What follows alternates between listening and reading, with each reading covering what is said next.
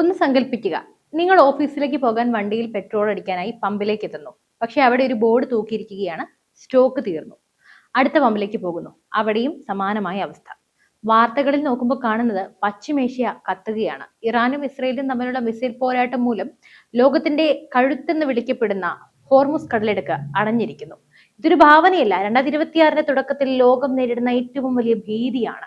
ലോകത്തിലെ മൂന്നാമത്തെ വലിയ എണ്ണ ഇറക്കുമതിക്കാരായ ഇന്ത്യക്ക് ഇത് വെറും വാർത്തയല്ല, മറിച്ച് നിലനിൽപ്പിനായുള്ള പോരാട്ടമാണ്. നമ്മുടെ റോഡുകൾ നിശ്ചലമാകുമോ? വിമാനങ്ങൾ നിലത്തിറങ്ങുമോ?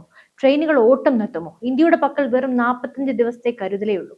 ഈ സത്യം പുറത്തു വരുമ്പോൾ 140 കോടി ജനങ്ങൾ ചോദിക്കുന്നത് ഒന്നേയുള്ളൂ: നമ്മൾ സുരക്ഷിതരാണോ? ഈ ചോദ്യത്തിനുള്ള ഉത്തരം തേടിയുള്ള യാത്രയാണിത്. ഇന്ന് നമ്മൾ ചർച്ച ചെയ്യുന്നത് ഇന്ത്യയുടെ സ്ട്രാറ്റജിക് പെട്രോളിയം റിസർവ്സിനെ കുറിച്ചും റഷ്യൻ എണ്ണയുടെ പുതിയ നയതന്ത്ര നീക്കങ്ങളെക്കുറിച്ചും ഹോർമുസ് എന്ന മരണക്കെണിയെക്കുറിച്ചുമാണ്. വീഡിയോ അവസാനം വരെ കാണുക, കാരണം ഇത് നമ്മുടെ എല്ലാവരുടെയും കീശയെയും രാജ്യത്തിന്റെ ഭാവിയെയും ബാധിക്കുന്ന കാര്യമാണ്. എന്താണ് ഈ ഹോർമുസ് കടലിടുക്ക്? വെറുമൊരു കടൽപാതയാണോ ഇത്? അല്ല. ഭൂപടത്തിലൊന്ന് നോക്കാം. ഒമാനും ഇറാനും തമ്മിലുള്ള ഒരു ചെറിയ വിടവാണ്. ഇതിന്റെ ഏറ്റവും കുറഞ്ഞ വീതി വെറും 21 മൈൽ, ഏകദേശം 33 കിലോമീറ്റർ മാത്രം. പക്ഷേ ഈ ചെറിയ ഇടുക്കിലൂടെയാണ് ലോകത്തിലെ ആകെ എണ്ണ വ്യാപാരത്തിന്റെ 30% നടക്കുന്നത്. Saudi Arabia, UAE, Kuwait, Iraq, Qatar എന്നീ രാജ്യങ്ങളിൽ നിന്നുള്ള എണ്ണ കപ്പലുകൾക്ക് അറബിക്കടലിലേക്ക് കടക്കണമെങ്കിൽ ഈ ഹോർമുസ് വഴി കടന്നേ പറ്റൂ. ഒരു ദിവസം ഏകദേശം 21 മില്യൺ ബാരൽ എണ്ണയാണ് ഇതിലൂടെ ഒഴുകുന്നത്. ഈ പാതയൊന്ന് അടഞ്ഞാൽ ലോകത്തിലെ ഓരോ മനുഷ്യന്റെയും ജീവിത ചെലവ് ഇരട്ടിയാകും. ഇപ്പോ അവിടെ നടക്കുന്നത് എന്താണ്? ഇറാനും ഇസ്രയേലും തമ്മിലുള്ള യുദ്ധം മൂർച്ഛിച്ചതോടെ ഇറാൻ തങ്ങളുടെ ഏറ്റവും വലിയ ആയുധം പുറത്തെടുത്തിരിക്കുന്നു. അത് മിസൈലല്ല, മറിച്ച് ഹോർമുസ് അടയ്ക്കുമെന്ന ഭീഷണിയാണ്. മാർച്ചിലെ കണക്കുകൾ പ്രകാരം ഹോർമുസിലൂടെയുള്ള കപ്പൽ ഗതാഗതം 86% നിലച്ചിരിക്കുന്നു. 700-ലധികം ഭീമാകാരമായ ടാങ്കറുകൾ ഇപ്പോൾ കടലിൽ കുടുങ്ങിക്കിടക്കുകയാണ്.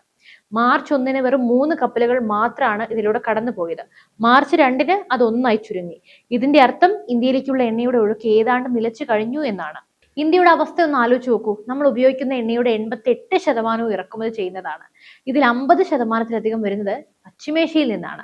അതായത് ഹോർമുസ് കടലിടുക്കിലൂടെയാണ് നമ്മൾ ജീവിതം മുന്നോട്ട് കൊണ്ടുപോകുന്നത്. കെപ്ലർ എന്ന ആഗോള അനലിറ്റിക്സ് ഏജൻസി പുറത്തുവിട്ട റിപ്പോർട്ട് പ്രകാരം ഇന്ത്യ ഇപ്പോൾ നേരിടുന്നത് സമാനതകളില്ലാത്ത പ്രതിസന്ധിയാണ്.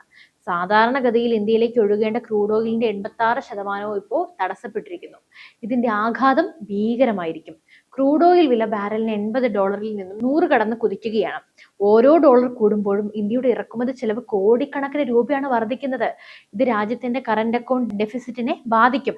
രൂപയുടെ മൂല്യം ഇടിയും. ഫലമോ? പണപ്പെരുപ്പം ആകാശത്തോളം ഉയരും. ഇത്രയേറെ ഭീകരമായ അവസ്ഥയാണെങ്കിൽ എന്തുകൊണ്ടാണ് ഇന്ത്യയിൽ ഇപ്പോഴും പെട്രോൾ പമ്പുകൾ പ്രവർത്തിക്കുന്നത്? അവിടെയാണ് ഇന്ത്യയുടെ ദീർഘവീക്ഷണം തെളിയുന്നത്.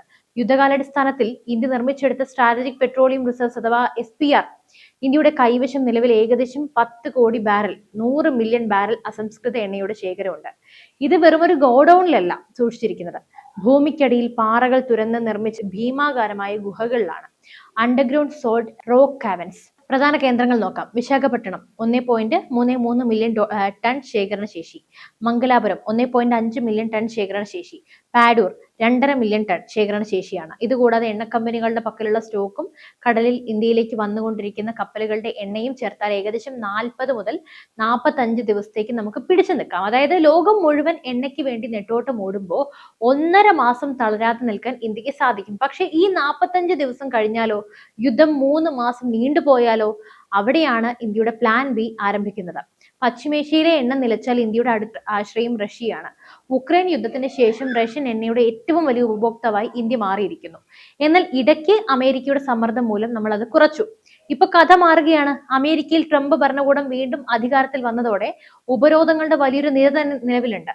റഷ്യൻ എണ്ണ വാങ്ങരുതെന്ന് അമേരിക്ക ഇന്ത്യയോട് ആവശ്യപ്പെട്ടിരിക്കുന്നു. എന്നാൽ ഇന്ത്യയുടെ ഊർജ്ജ സുരക്ഷ അപകടത്തിലായാൽ ഇന്ത്യ ആരെയും അനുസരിക്കില്ല. ഈ വ്യക്തമായ സൂചനയാണ് കേന്ദ്ര സർക്കാർ നൽകുന്നത്. റഷ്യയിൽ നിന്നും എണ്ണ എത്തിക്കാൻ പുതിയ വഴികൾ ഇന്ത്യ തേടുന്നുണ്ട്. ആർട്ടിക് പാത വഴിയോ അല്ലെങ്കിൽ മറ്റ് സുരക്ഷിത പാതകളൊക്കെ വഴിയോ റഷ്യൻ ക്രൂഡ് ഇന്ത്യയിലേക്ക് എത്തിക്കാൻ ചർച്ചകൾ സജീവമാണ്. ട്രംപിന്റെ പുതിയ ഉപരോധങ്ങളിൽ നിന്നും ഇന്ത്യക്ക് ഇളവ് ലഭിക്കാനായി നയതന്ത്ര തലത്തിൽ വലിയ നീക്കങ്ങളാണ് നടക്കുന്നത്. പശ്ചിമാഫ്രിക്ക, Latin America, Brazil, Guyana, America എന്നിവിടങ്ങളിൽ നിന്നും എണ്ണയുടെ അളവ് കൂട്ടാനായി ഇന്ത്യ ശ്രമിക്കുന്നു. പക്ഷേ പശ്ചിമേഷ്യയിൽ നിന്നുള്ള കുറവ് നികത്താൻ അവർക്ക് മാത്രമായിട്ട് കഴിയില്ല എന്നതാണ് വാസ്തവമായിട്ടുള്ള ഒരു കാര്യം. അമേരിക്കൻ പ്രസിഡന്റ് ഡൊണാൾഡ് ട്രംപിന്റെ നിലപാടുകൾ ഈ പ്രതിസന്ധിയിൽ നിർണായകമാണ്. ഇറാനിലെ സൈനിക നടപടികൾ 4 ആഴ്ചയ്ക്കുള്ളിൽ അവസാനിക്കുമെന്ന് ട്രംപ് അവകാശപ്പെടുന്നു.